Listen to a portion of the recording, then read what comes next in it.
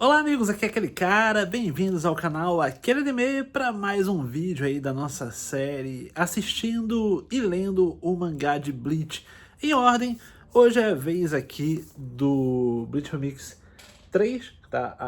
aqui na minha mão, ó, com, como se diz, o arco do Shinigami substituto aqui, chegando agora na sua conclusão. Então a partir do Bleach 4 a gente já começa aí um arco que pelo que eu pesquisei da galera, eu tô lendo pela primeira vez aqui, não tô pagando especialista nem nada, inclusive a graça é a gente descobrindo juntos, mas eu vi que é muito elogiado o arco da Soul Society, que vem depois,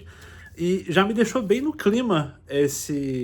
tanto o mangá como o anime, porque aqui a gente tem, eu até preparei uma colinha pra não me perder, vai do capítulo 51 ao 70 no mangá aqui no Remix 3. Isso equivale aos episódios 15 a 20 do anime. Inclusive na Disney Plus, por alguma razão, tá colocado como se fosse temporada 1 isso aqui, mas é bom que fecha pelo menos certinho esse arco até aqui. E quem viu meu vídeo anterior vai lembrar que eu reclamei de uma omissão de um pequeno arco engraçado, mais de comédia mesmo, do Kon, que ele resolve fugir de casa e vai correr atrás de mulheres, vai correr atrás de mais acolhimento.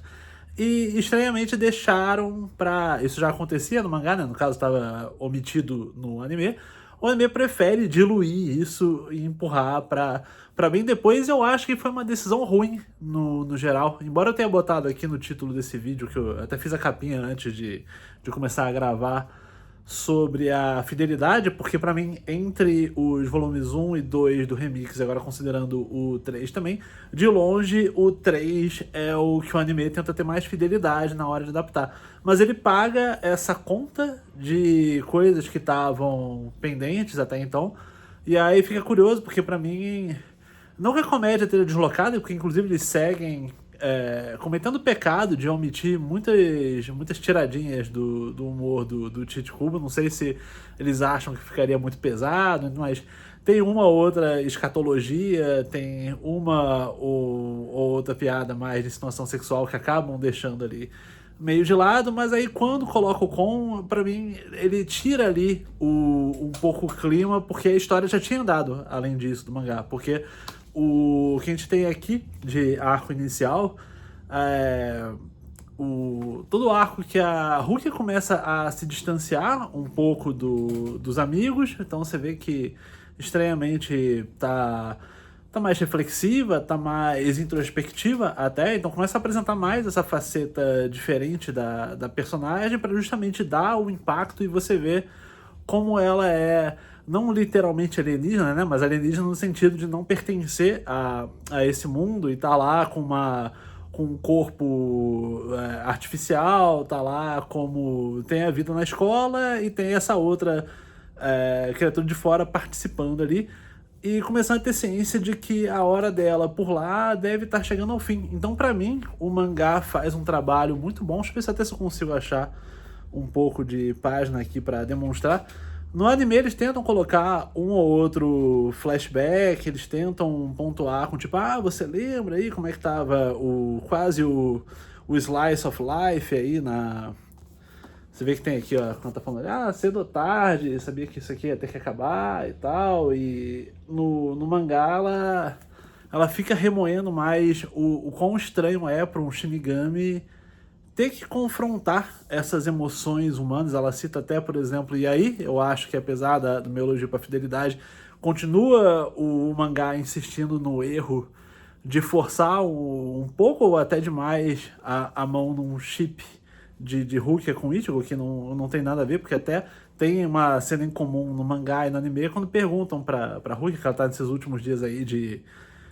interagir com as meninas, se enturmar com elas ali, sabendo que tá pra ir embora do colégio. Não, mas Rukia, você gosta do Ichigo? E aí, embora talvez de forma literal, se você pegar só o balão de fala, se você pegar a fala bruta do que sai da boca seja realmente parecido, tem uns fiapos de pensamento, o jeito como é painelizado, o jeito as expressões faciais, o que é decidido mostrar ali, que deixa claro que a Rukia, ela não tá pensando nesses termos de namorado, ou crush, ou ficar assim, afim, mas sim no lance de você tá como o Shinigami começando a ter essa admiração, esse afeto, não só no Ichigo, mas o de todo mundo ali, enquanto no anime fica um pouco mais, tipo, pô, não, acho que ela tá meio afim e tal. Então tem esse distanciamento, embora, como eu falei, cena por cena, o que é dito ali, os diálogos não sejam tão diferentes, a contextualização a mais do mangá já te distancia um pouco dessa leitura. E, inclusive, por pesar mais a mão nessa melancolia da despedida e de você poder sentir mais o que ela tem a perder, que fica mais impactante e fica mais... gera um hype, gera uma expectativa, gera uma ansiedade para as lutas. As lutas parecem ter mais impacto quando começa a surgir oponentes, que aí a gente já vê uma liga nova de poder, porque até então a gente estava ao longo dos 2 primeiros vídeos que a gente fez aqui, eram lutas essencialmente contra o Hollows, aí aparecia lá o menos grande, você vê que era uma ameaça um pouco maior, mas estava mais ou menos no mesmo nível. E agora a gente já começa a ver mais o Ichigo apanhando, a gente vê o Ishida apanhar também, você vê que a Rukia tá em defesa, não tem opção além de seguir o pessoal. Então sobe muito o nível de ameaça e isso naturalmente já vai te dando mais vontade de ver os episódios. E daqui em diante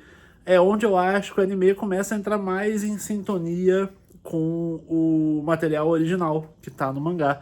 Porque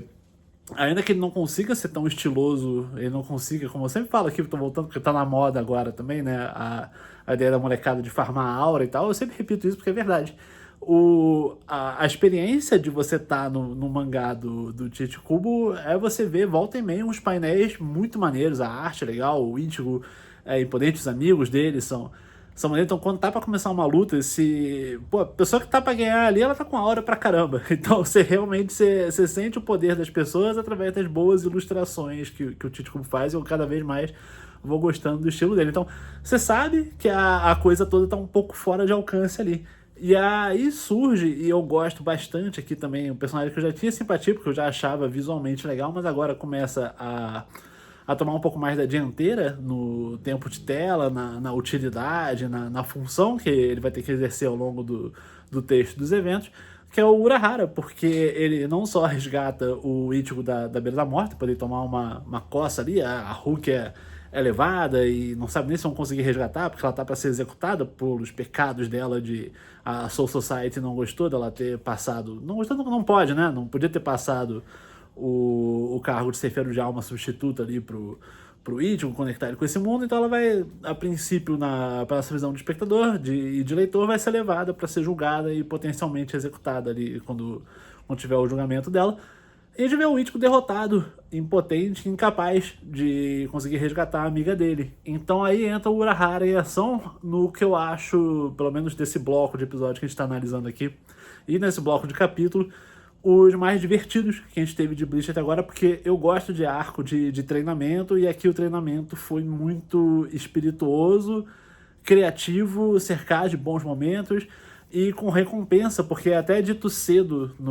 antes mesmo quando tá tendo os primeiros confrontos ali do Ichigo, confrontos entre os Shinigamis mesmo, não, porque não tinha tido isso ainda na série até então. Ele fala, pô, mas a sua Zanpakuto, ela nem tem nome, e aí você meio que não tá familiarizado com esse conceito ainda, então faz um foreshadowing bom, ele deixa ali a arma de Chekhov, né, tipo, pô, isso aqui foi mencionado, então mais tarde isso aqui tem que ter uma recompensa. Ele leva alguns episódios, mas a gente vai ver como é que finalmente o Ichigo lá pro final aqui tanto dos episódios lá do bloco do 15 ao 20, o final desse arco, como também aqui no final desses capítulos, aí finalmente vai chamar de Zangetsu. Eu tive que colar porque eu não tinha decorado, ele não chamou o suficiente ainda a Zanpakuto dele de Zangetsu, mas todo o arco dele descobrir o nome e como é que ele se conecta espiritualmente ali é legal, mas especialmente legal são as trollagens que o Urahara pratica pra cima do Ichigo, porque ele pega, e é engraçado pra mim, porque eu gosto desses... Mestre, no geral, costuma ser um tipo de personagem legal. Você pensa, quando você tá trabalhando com os arquétipos, quando você tá trabalhando com a narrativa toda, o personagem que vai sendo apresentado a um mundo maior, e o mestre dono desse conhecimento e tendo que transmitir. Às vezes o mestre é meio folgado, é meio troll, tipo, sei lá, o Star Wars aí, o Yoda no episódio 5, aquele o bichinho pequenininho, e aí fica falando de forma estranha, mas é dono de um profundo conhecimento e passa isso pro Luke. O Urahara não vai nesse sentido de ser pequenininho, mas ele é todo folgadão, ele é todo cheio das brincadeiras, ele... tentar até achar que é engraçado o treino 2. O treino 1 é legal, que coloca o Ichigo contra a menininha pequenininha lá, super poderosa. Se tomar um golpe dela, tu vai até morrer e tal. Mas o treino 2 eu acho especialmente bacana, porque na apresentação dele, se eu conseguir puxar, já tô até um pouquinho depois, mas não, deixa eu já até mostrar aqui a parte depois, porque, cara, é muito bom na experiência do mangá quando você tem as aberturas de capítulo. O Chichibu mete umas artes assim, espetaculares, né? Eu acho que é muito estilo acima de todos. E pouco depois aqui, já tá até pra sair do buraco que eu tava falando, que eu queria achar a página que o Urahara, ele faz toda uma preparação, tipo, e aí a segunda prova é pra lá, e tá apontando o dedo, vamos lá, gol, a prova é ali, e aí tipo, abre o buraco embaixo do Ichigo, ele cai ali, e aí acabou que, acho que eu tô pra achar aqui, deixa eu ver, isso, ó, achei exatamente a página que eu tava falando, que ele fica aqui, ó, gol, aí apontando ali pro lado, e aí mostra que forçou lá, preparar a armadilha com a menininha ali, esqueci o nome dela agora, mas cavando o buraco ali, de onde vai ter que ficar horas e horas ali. Ele fala, não, se conseguir sair, ele vira um Shinigami, se ele cair, ele vira um Hollow e tal. Então você tem o nível os stakes estão muito altos a essa altura, porque tem o lance do resgate da Hulk, e você sente que o treinamento é meio perigoso também, que apesar do protagonismo ali, que faz você imaginar que tudo vai dar certo, você não sabe, porque realmente tá muito difícil as coisas. Então fica lá, tem esse arco de treinamento, enquanto isso os amigos, o Orihime, o Ishida, o Chad, estão lá fazendo seus treinamentos particulares também. Então continua elaborando, embora em segundo plano que eu citei no vídeo anterior, que são os amigos aí agora com poderes também, mas todo mundo, felizmente aí pro bem da narrativa, pra gente poder entrar em outro arco, consegue aí concluir seus treinamentos, estão pra passar no portão lá da Soul Society. E antes disso você tem meio que um encontro geral, meio que despedidas, e sabe que os personagens estão partindo para um arco, devem ficar distantes agora por um tempo. E aqui de novo o mangá faz um trabalho melhor do que o anime, porque ele permite ter despedidas que o anime meio que, talvez por falta de tempo, talvez por nessa época pelo menos ainda não tá muito interessado em fazer filler, então você tem pouquíssimo filler até, no geral ele se esforça até para acompanhar num bom ritmo os eventos do mangá, mas você perde algumas coisas. Então até no mangá aqui, você, de novo, eu fechei o vídeo anterior falando do Kon e como ele ficou meio de lado, e aqui no mangá você vê, por exemplo, eu vou deixar minha família por sua conta, beleza, tá ali você vê tem uma despedida ali do Kon com o Ichigo, você tem até personagens menores, tipo a Tatsu, que ela quebra o braço ali no campeonato, é um pouco mais destacado no mangá. Chega é pincelado, parece assim de leve no anime, talvez até tenha um outro comentário assim muito por alto, mas você não tem tempo direito de absorver, e o anime não quer explorar isso. Aqui você consegue ter um mundo melhor construído do que estava no anime. Então, novamente, apesar de, como eu falei, disparado isso aqui ser o que tem mais fidelidade entre o mangá e o anime, onde você perde menos na tradução entre as duas mídias, de novo, o mangá é disparado a melhor forma de você consumir Bleach, embora aqui o gap seja menor do que foi no Remix 1 e no Remix 2, consideravelmente, tá? É o mais perto que a gente já teve de conseguir fazer uma recomendação de que o anime supre o mangá. Eu acho que fica nesse aqui. Embora em defesa do anime, eu goste bastante da segunda ending que passou a tocar no final do episódio. Nem pesquisei, eu tava vendo o clipe ontem, antes de gravar esse vídeo. Eu não sei se é Thank You, não sei que na musiquinha tem Appreciation. É uma musiquinha maneira, eu gosto dela, me deixa feliz ouvindo. Por enquanto, pra mim, a melhor musiquinha de Bleach é essa segunda ending que entrou no anime. Então fica essa menção honrosa em defesa do anime, que o Estúdio Pierrot conseguiu ali contratar uma boa banda, fazer um bom finalzinho que sempre me deixa